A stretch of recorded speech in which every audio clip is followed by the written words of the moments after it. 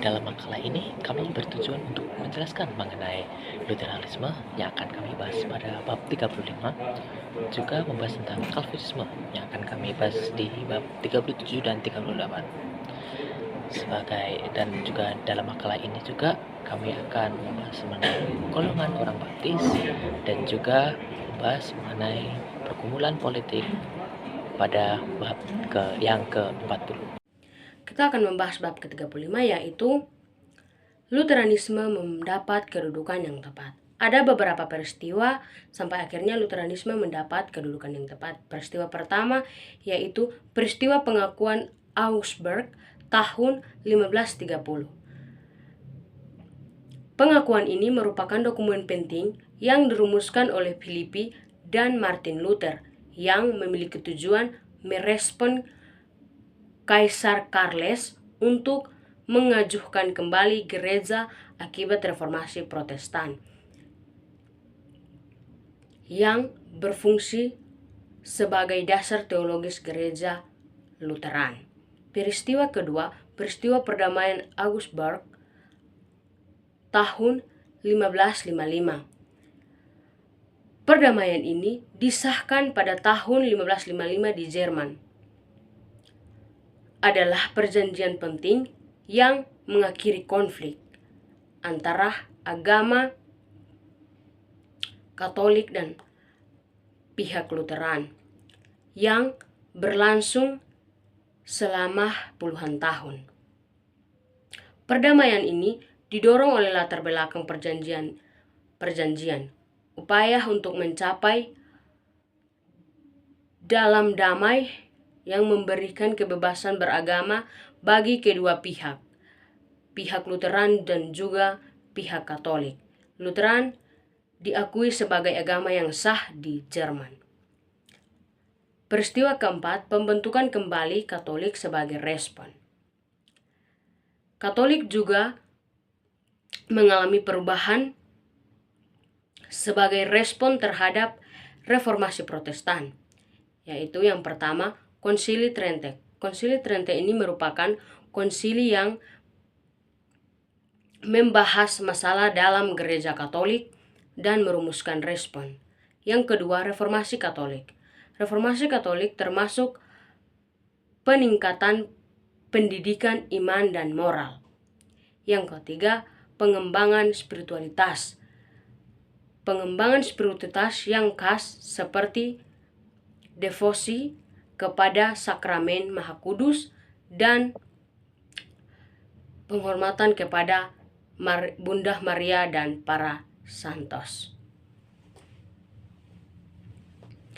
Yang keempat, perbedaan antara Lutheranisme dan Katolik. Perbedaan mendasar antara Lutheran dan Katolik muncul dari penolakan reformasi oleh Martin Luther terhadap penyimpangan gereja Katolik, terutama praktik penjualan surat penghapusan dosa.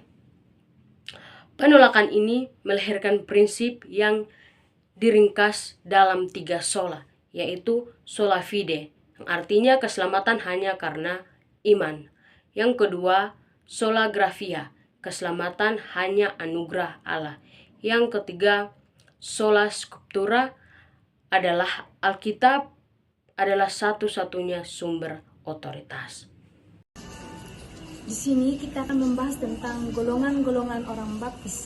Yang pertama itu tentang penolakan baptisan bagi bayi.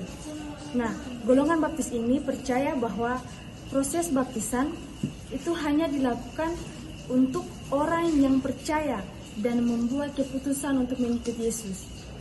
Penolakan baptisan bagi bayi ini terjadi karena menurut golongan-golongan baptis di dalam Alkitab tidak menekankan baptisan bagi bayi secara jelas. Mereka percaya bahwa baptisan harus dilakukan berdasarkan iman, bukan karena kelahiran atau tradisi. Yang kedua itu tentang penekanan terhadap pengutusan bayi. Golongan baptis menekankan bahwa setiap orang percaya diutus memberitakan Injil dan hidup harus sesuai Injil. Penekanan ini muncul karena landasan teologi, yaitu teologi imamat am orang percaya. kaum baptis percaya bahwa setiap orang percaya adalah imam, bukan hanya pendeta atau misionaris yang memberitakan Injil, melainkan semua orang Kristen yang dipanggil untuk menjadi saksi Kristus. Yang ketiga itu tentang pemisahan dari dunia. Golongan baptis percaya bahwa mereka yang dipanggil untuk mengikut Kristus harus memisahkan diri dari dosa dan pengaruh dunia, karena mereka dipanggil untuk hidup dalam kesucian dan kudus. Yang keempat itu tentang penolakan terhadap kekerasan. Golongan baptis percaya bahwa Yesus mengajarkan mereka tentang kasih kepada sesama dan juga kepada musuh, sebagaimana yang tertulis dalam Matius 5 ayat 44. Tetapi aku berkata kepadamu, kasihilah musuhmu dan berdoalah bagi mereka yang menganiaya kamu. Mereka menganggap kekuasaan itu adalah suatu tindakan yang tidak sesuai dengan ajaran Kristus, yaitu kasih dan pengampunan. Yang kelima itu tentang salah satu pokok ajaran gereja Anabaptis. Anabaptis ini muncul karena adanya reaksi dari kekuasaan gereja Katolik, Roma, dan reformasi Protestan. Mereka yang menolak baptisan bagi bayi karena mereka menganggap bahwa hanya orang dewasa yang bisa dibaptis, karena mereka sadar dengan keputusan yang mereka ambil untuk mengikut Yesus. Anabaptis ini dipimpin oleh Menno Simons. Mereka memiliki peran untuk menyatukan kembali Anabaptis yang terpecah belah dan menjadi gerakan Mennonit. Sekian, dan akan dilanjutkan oleh teman saya. Baik, perkenalkan, nama saya Krismindo Ferdinand dengan NIM 71205076. Di sini saya akan membahas terlebih khusus pada Calvin. Yang pertama, ada beberapa poin yang akan saya membahas dalam Calvin ini. Untuk itu, mari kita sama-sama menyimak pada poin yang pertama. Yang pertama yaitu hidup Calvin sebelum tahun 1536. Kita tahu bersama bahwa Calvin lahir di Noyon, Prancis pada tahun 1509. Awalnya, Calvin ini dipersiapkan untuk menjadi seorang imam. Tetapi, seiring berjalannya waktu, Calvin berpindah untuk mengambil studi hukum. Dalam perjalanan mengambil studi hukum, Calvin mengalami pertobatan sehingga Calvin tertarik untuk masuk dalam reformasi. Kemudian keadaan Jenewa pada tahun 1536, pada saat itu kota Jenewa masih dikontrol oleh gereja Katolik. Konflik politik dan sosial saat itu masih tegang. Banyak sekali orang-orang yang pengen sekali ke gereja di reformasi. Kemudian masa kerjanya pertama kali di Jenewa. Calvin mulai mengajari banyak orang untuk menulis dan aktif mendorong mereka untuk reformasi moral dan gereja. Kemudian Calvin kembali ke Jenewa. Setelah itu sempat diusir. Kemudian Calvin mengalami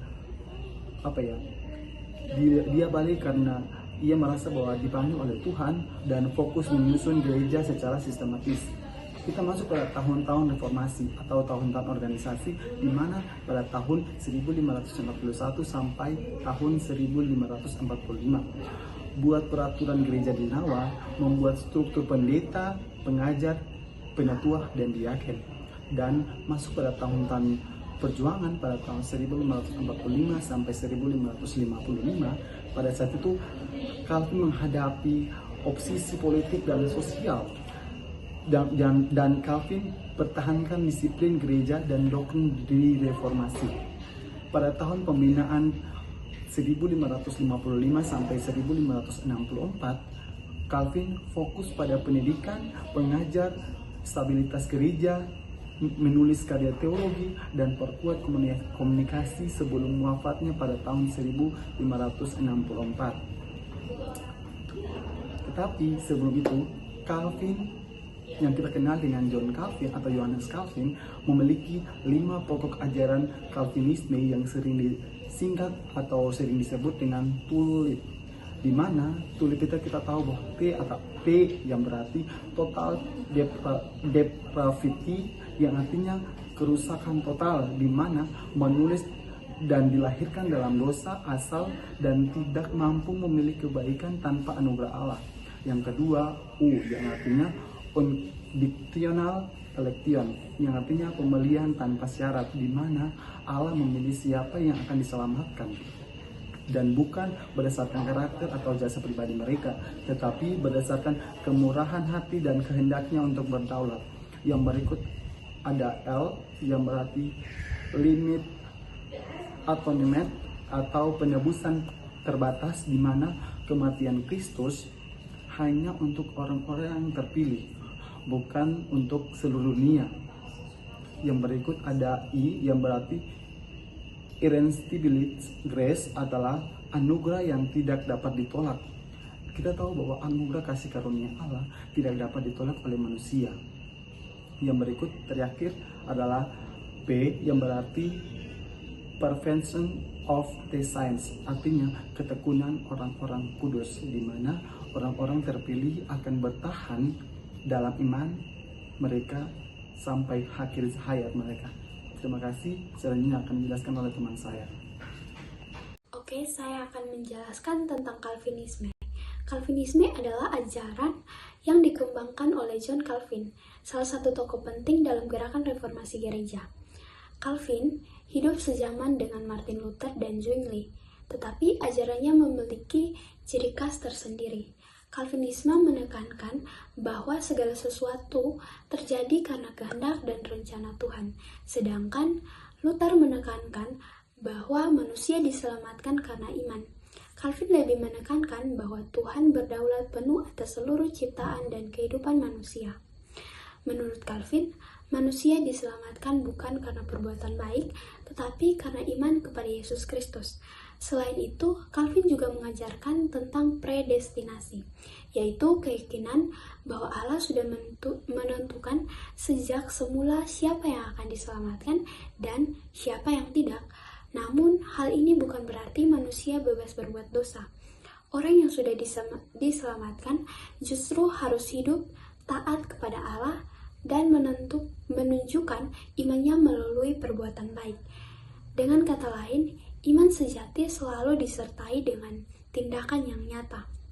Meskipun Calvin menekankan bahwa Allah berdaulat penuh, ia juga menegaskan bahwa manusia tetap memiliki tanggung jawab moral. Setiap orang harus berusaha hidup sesuai dengan kehendak Allah, bukan supaya diselamatkan, tetapi sebagai ungkapan syukur atas kasih karunia yang telah diterima. Perbedaan utama antara Luther dan Calvin terletak pada fokus ajaran mereka. Kalau Luther menekankan kasih karunia sebagai jalan keselamatan manusia, Calvin lebih menekankan bahwa kemuliaan dan kehormatan Allah sebagai tujuan utama hidup manusia. Menurut Calvin, hidup ini bukan berpusat pada manusia atau keselamatan pribadi, tetapi untuk memuliakan Allah. Semua hal dalam kehidupan, termasuk keselamatan, iman, dan pekerjaan, bertujuan untuk meninggikan nama Tuhan. Calvin juga menekankan pentingnya pengudusan hidup, yaitu proses pertumbuhan rohani agar manusia hidup semakin sesuai dengan kehendak Tuhan. Bagi Calvin, hukum Taurat bukan hanya kumpulan aturan, tetapi pedoman hidup bagi orang percaya. Perbuatan baik bukan alat untuk memperoleh keselamatan, melainkan buah dari iman yang sejati. Dalam pandangan Calvin tentang gereja dan pemerintah, ia menegaskan bahwa gereja dan negara adalah dua lembaga yang berbeda, tetapi keduanya tetap berada di bawah kekuasaan Allah. Gereja harus bebas dari campur tangan pemerintah, sementara pemerintah memiliki tanggung jawab untuk menegakkan keadilan dan melindungi gereja yang benar. Jika pemerintah melawan kehendak Allah, rakyat berhak menolak dengan cara yang sah. Pemikiran ini menumbuhkan semangat kebebasan dan perlawanan tentang penindasan, seperti yang terjadi dalam pemberontakan Belanda terhadap Spanyol. Nah, dalam hal perjamuan kudus, Calvin mencoba menyeimbangkan pandangan Luther dan Zwingli. Menurut Calvin, roti dan anggur bukan hanya simbol, tetapi juga sarana di mana orang percaya benar-benar mengalami persekutuan rohani dengan Kristus melalui Roh Kudus. Walaupun tubuh Kristus ada di surga, melalui perjamuan kudus, orang percaya sungguh merasakan kehadiran Allah secara rohani. Namun, setelah Luther meninggal, pandangan Calvin ini ditentang oleh Joachim Westphal, sehingga hubungan antara penganut Lutheran dan Calvinisme menjadi renggang dan akhirnya terpisah. Sebagai kesimpulan, Calvinisme mengajarkan bahwa pertama, Allah berdaulat atas segala sesuatu. Kedua, keselamatan adalah anugerah, bukan hasil perbuatan. Ketiga, iman sejati harus tampak dalam kehidupan yang kudus. Dan keempat, tujuan utama hidup manusia adalah memuliakan Allah dalam segala hal. Dengan ajaran-ajarannya, Calvinisme menjadi salah satu kekuatan besar yang mempertahankan iman Protestan di Eropa dan memberi pengaruh besar terhadap gereja, teologi, dan kehidupan masyarakat. Oke teman-teman, kita masuk kepada bab 39 yaitu Kontra-Reformasi Konsili Trente. Penyebab Kontra-Reformasi Konsili Trente ini didasarkan pada penegasan doktrin Gereja Katolik yang berlawanan dengan ajaran Protestan, seperti penolakan terhadap pembenaran melalui iman semata dan penegasan kembali otoritas tradisi dan kitab suci. Nah, ketika konsili dibuka, beberapa uskup mendesak reformasi segera, sementara yang lain meminta klarifikasi doktrin Katolik. Nah, ini sebuah kompromi dicapai di mana kedua topik tersebut akan dibahas secara bersamaan. Kanon buku-buku Perjanjian Lama dan Baru sudah pasti ditetapkan, dan bahasa Latin Vulgata dinyatakan memadai sebagai bukti doktrinal. Sebuah sikap yang menentang desakan Protestan terhadap teks asli Alkitab Suci dalam bahasa Ibrani dan Yunani. Setelah berbulan-bulan perdebatan sengit, konsili memutuskan menentang doktrin Luther tentang pembenaran hanya oleh iman. Seseorang menurut konsili dibenarkan secara batiniah dengan bekerja sama dengan kehendak ilahi anugerah Allah yang berikan secara cuma-cuma. Sebelum peristiwa militer memaksa penangguhan ketua konsili setahun kemudian, para delegasi menyelesaikan sebuah dekret tentang Ekaristi yang mendefinisikan kehadiran Kristus yang nyata dan pertentangan dengan penafsiran Huldrych Zwilling, pemimpin reformasi Swiss, dan doktrin transsubstansi yang bertentangan dengan Luther konsubstansi, yang dimana sakramen penebusan dosa didefinisikan secara luas, pengurapan terakhir atau kemudian pengurapan orang sakit, dijelaskan dan dikeluarkannya dekret-dekret tentang yurisdiksi episkopal dan disiplin klerikal. Sementara itu, kaum Protestan Jerman menuntut peninjauan kembali atas semua dekret kontrinal konsili sebelum dan menginginkan pernyataan yang menegaskan bahwa otoritas konsili lebih tinggi daripada otoritas paus. Terima kasih. Baik, di sini saya akan melanjutkan pembahasan mengenai bab 39, yaitu tentang hasil dan keputusan dari Konsili Trente. Di sini Paus III mengundang para uskup untuk mengadakan konsili setelah mereka menghadapi banyak hambatan dan tantangan dalam proses menyiapkan konsili, yang dimana pertemuan berlangsung dan harus mencapai 3 ukuran periode, di mana pada tahun 1545 dan 1547, 1551 sampai 1552, dan juga 1562 dan 1563, di mana ada juga 10 periode sidang yang pada tahun 1545 sampai 1547 mereka menetapkan tata tertib, cara kerja, dan agenda.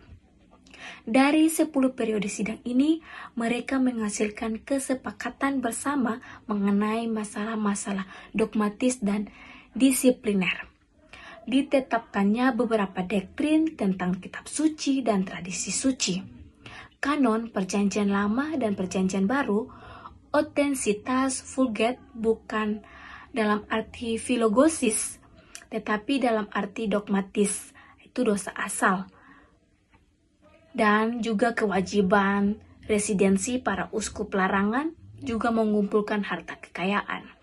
Dan pada periode sidang 1551 dan 1552, mereka menghasilkan ajaran dogmatis tentang ekaristi, penitensi, perminyakan suci, doktrin disipliner tentang otoritas, dan juga tata tertib kehidupan para imam dan pengolahan harta benda. Dan pada periode sidang 1562 sampai 1563, mereka menghasilkan doktrin-doktrin tentang komuni dua rupa dan tentang sifat kurban ekaristi.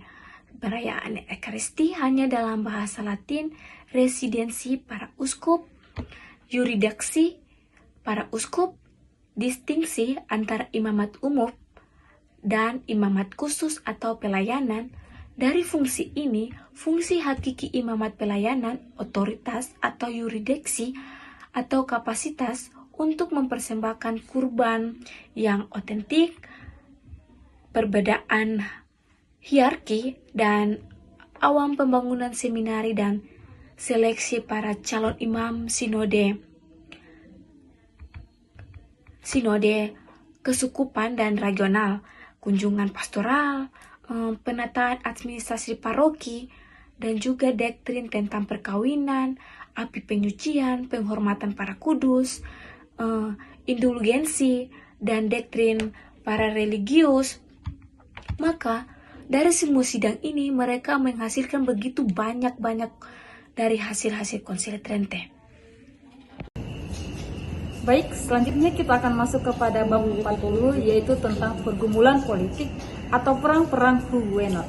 Nah, kaum reformasi di Prancis yang dikenal sebagai Huguenot adalah penganut Protestan atau Calvinisme di Prancis yang mengalami penindasan dari pemerintahan Katolik. Karena dianiaya, mereka menuntut kebebasan beribadah menurut keyakinan dan hati nurani mereka, bukan karena paksaan dari negara. Dari perjuangan ini lahirlah gagasan kebebasan hati nurani, Freedom of Conscience, hak setiap orang untuk beriman dan beribadah menurut keyakinannya sendiri. Lahirnya gagasan Freedom of Conscience ini tercermin dalam Edik Nantes pada tahun 1598 oleh Raja Hendrik yang keempat. Nah, Raja Hendrik yang keempat memberikan Huguenot memberikan sedikit kebebasan beragama yang di Prancis. Meskipun edik ini kemudian dicabut pada tahun 1685, gagasan kebebasan beragama dan hati nurani ini terus berkembang di Eropa dan menjadi dasar hak asasi manusia modern. Pemikiran ini juga mempengaruhi pencerahan Eropa atau Enlightenment dan konsep kebebasan beragama di Amerika. Oke, baik, saya akan melanjutkan dari pergolakan politik pada bagian wujud dari Gereja Anglikan. Gereja Anglikan lahir dari pergolakan Inggris dan menjadi gereja nasional yang unik. Gereja Anglikan menggabungkan dua unsur gereja, yaitu Katolik dan Protestan. Ajaran Anglikan sendiri menekankan bahwa pembenaran oleh iman Protestan mempertahankan struktur episkopal dan suksesi rasuli, yaitu tradisi Katolik. Meskipun tidak diakui oleh Paus, perpaduan ini tetap ditentang oleh kaum Calvinis yang akhirnya memisahkan diri dari mereka. Meskipun memiliki dua kecenderungan internal yang mendekati Roma atau Jenewa, semangat persatuan nasional Inggris membuat Gereja Anglikan berhasil berfungsi sebagai jembatan yang menghubungkan antara Gereja Katolik dan Protestan. Gereja Anglikan pada dasarnya lahir sebagai hasil kompromi politik untuk mempertahankan stabilitas nasional di Inggris. Bukan semata-mata sebagai sintesis teologis, pembentukan identitas Anglikan terjadi di tengah ketegangan antara kelompok Katolik dan Reformasi Protestan pada abad ke-16. Melalui via media atau jalan tengah, monarki berusaha meredam konflik sosial religius yang mengancam kesatuan negara. Oleh karena itu, keputusan-keputusan keagamaan termasuk liturgi, struktur kepemimpinan, dan beberapa doktrin lebih dipengaruhi oleh kebutuhan politik. Untuk mempersatukan masyarakat yang terpecah daripada teologis murni. Dengan kata lain, karakter Anglikanisme tumbuh dari upaya untuk mempertahankan stabilitas negara, sehingga nuansa kompromi dan penyesuaian politik menjadi dasar pembentukannya. Tanggapan kritis yang kami peroleh dari makalah ini yaitu gerakan reformasi gereja yang dipimpin oleh tokoh-tokoh tersebut menjadi titik balik paling penting dalam sejarah Kristen. Gerakan ini menegaskan kembali bahwa ajaran Alkitab harus menjadi dasar utama iman, sekaligus menentang berbagai penyimpangan yang terjadi dalam gereja Katolik saat itu. Gerakan inilah lahir berbagai aliran Protestan seperti Lutheranisme dan Calvinisme, yang dimana Lutheranisme mendapat pengakuan resmi melalui pengakuan Imam Agustinus pada tahun 1530 dan perdamaian Agustinus pada tahun 1555. Sementara itu, Calvinisme menonjol lewat ajaran tentang kedaulatan Allah, prestasianisme, dan pengudusan hidup.